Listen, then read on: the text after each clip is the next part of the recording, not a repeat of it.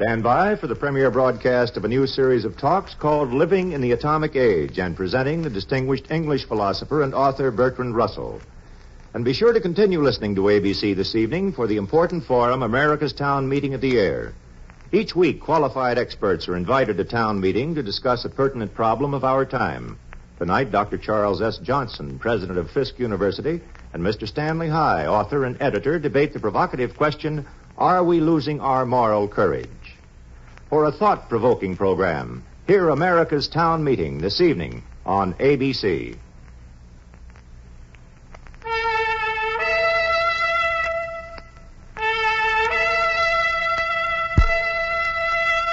The Public Affairs Department of the American Broadcasting Company presents the first in a series of 6 transcribed lectures entitled Living in an Atomic Age by the distinguished English philosopher, mathematician, sociologist, and author Bertrand Russell.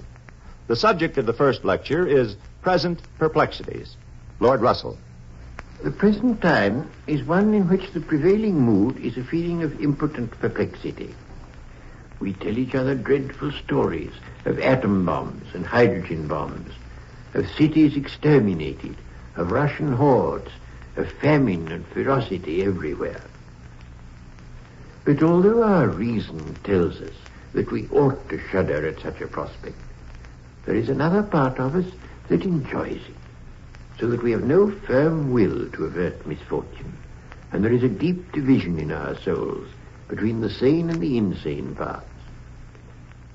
In quiet times, the insane parts can slumber throughout the day and wait, but in times like ours, in time as well, and all rational thinking becomes pale and divorced from the will.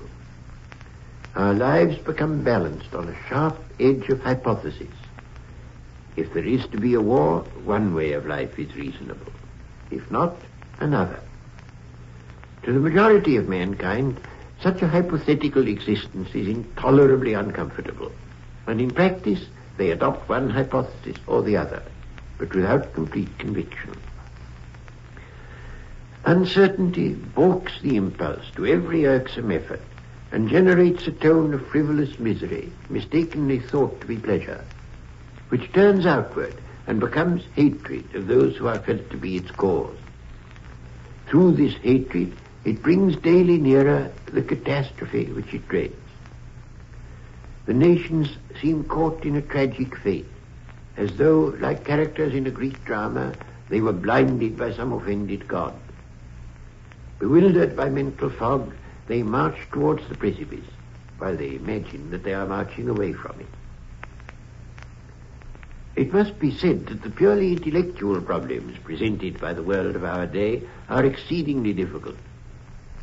There is not only the great problem, can we defend our Western world without actual war? There are also problems in Asia and problems in Africa and problems in tropical America, which cannot be solved within the framework of traditional political ideas. There are those, it is true, who are quite certain that they can solve these problems by ancient methods. So limited is their intelligence and their imagination that they are never puzzled for one moment.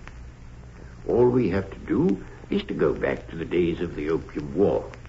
After we have killed a sufficient number of millions of Chinese, the survivors among them will perceive our moral superiority and hail us as saviors. But let us not be one-sided. Stalin, I should say, is equally simple-minded and equally out of date. He too believes that if his armies could occupy Britain and reduce us all to the economic level of Soviet peasants and the political level of convicts, we should hail him as a great deliverer and bless the day when we were freed from the shackles of democracy. One of the painful things about our time is that those who feel certainty are stupid, and those with any imagination and understanding are filled with doubt and indecision. I do not think this is necessary. I think there is a view of man and his destiny and his present troubles which can give certainty and hope, together with the completest understanding of the moods, the despairs, and the maddening doubts that beset modern men. I have been speaking hitherto of public perplexities, But it is not these alone which trouble the Western mind. Traditional systems of dogma and traditional codes of conduct have not the hold that they formerly had. Men and women are often in genuine doubt as to what is right and what is wrong, and even as to whether right and wrong are anything more than ancient superstitions. When they try to decide such questions for themselves, they find them too difficult. They cannot discover any clear purpose that they ought to pursue, or any clear principle by which they should be guided. Stable societies may have principles that to the outsider seem absurd, but so long as the societies remain stable, their principles are subjectively adequate. That is to say, they are accepted by almost everybody unquestioningly, and they make the rules of conduct as clear and precise as those of the minuet or the heroic couplet. Modern life in the West is not at all like a minuet or the heroic couplet. It is like free verse which only the poet can distinguish from prose.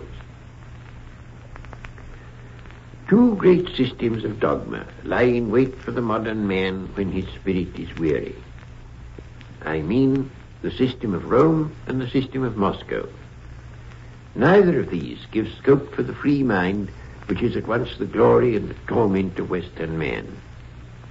It is the torment only because of growing pains. The free man, full grown, shall be full of joy and vigor and mental health. But in the meantime he suffers. Not only publicly, but privately also. The world has to what we believe and what we feel ourselves compelled to disbelieve.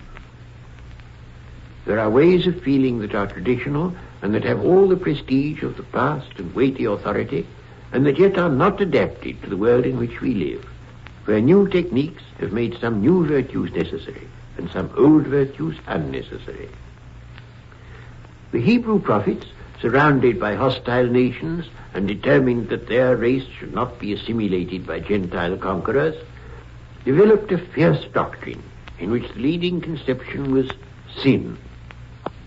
The Gentiles sinned always and in all their ways. But the Jews, alas, were only too apt to fall into sin themselves. When they did so, they were defeated in battle and had to weep by the waters of Babylon. It is this pattern that has inspired moralists ever since.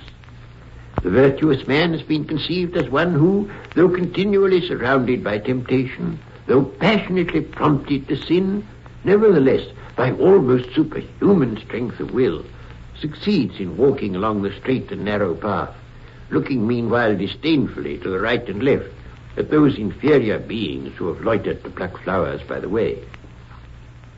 In this conception, virtue is difficult, negative, and arid. It is constrictive and suspicious of happiness. It is persuaded that our natural impulses are bad, and that society can only be held together by means of rigid prohibitions. I do not wish to pretend that society can hold together if people murder and steal. What I do say is that the kind of man whom I should wish to see in the world is one who will have no impulse to murder, who will abstain from murder not because it is prohibited, but because his thoughts and feelings carry him away from impulses of destruction.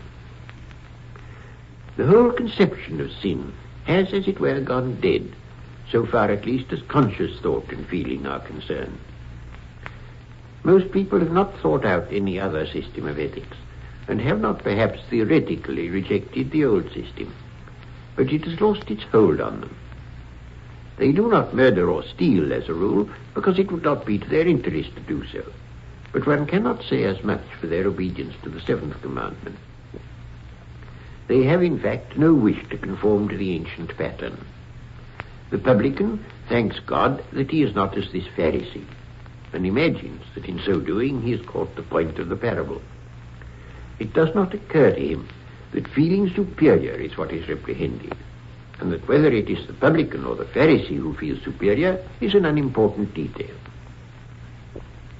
I should wish to persuade those to whom traditional morals have gone dead, and who yet feel the need of some serious purpose over and above momentary pleasure, that there is a way of thinking and feeling which is not difficult for those who have not been trained in its opposite, and which is not one of self-restraint, negation, and condemnation. The good life, as I conceive it, is a happy life. I do not mean that if you are good, you will be happy.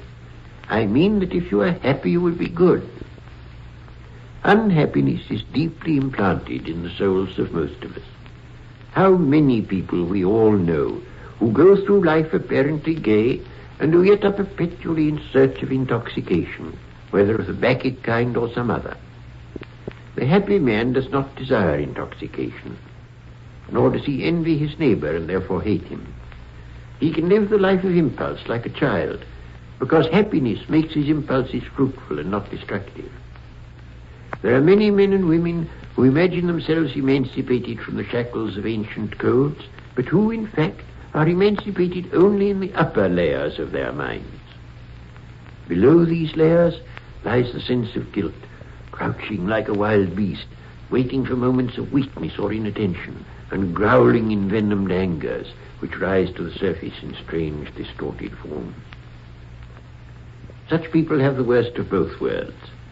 The feeling of guilt makes real happiness impossible for them, but the conscious rejection of old codes of behavior makes them act perpetually in ways that feed the maw of the ancient beast beneath.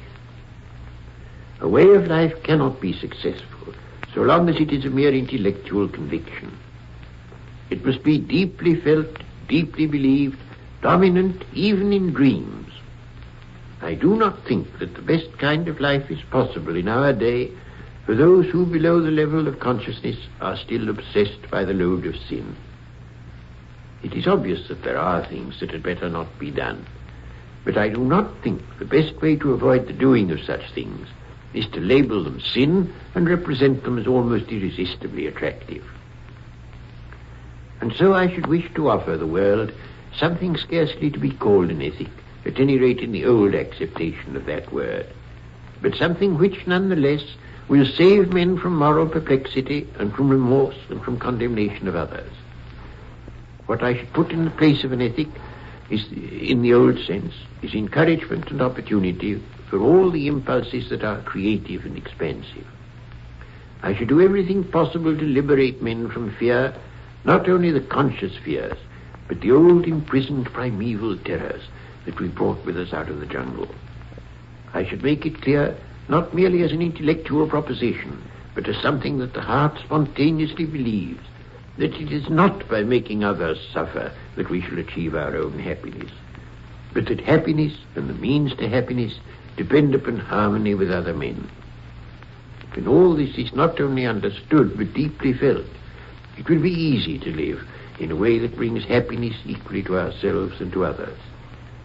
If men could think and feel in this way, not only their personal problems, but all the problems of world politics, even the most abstruse and difficult, would melt away.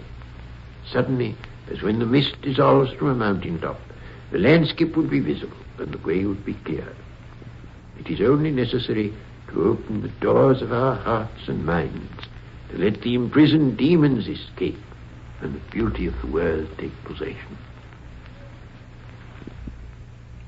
You have just heard the first in a series of 6 lectures by Bertrand Russell entitled Living in an Atomic Age. This has been a transcribed feature of the Public Affairs Department of ABC in cooperation with the British Broadcasting Corporation.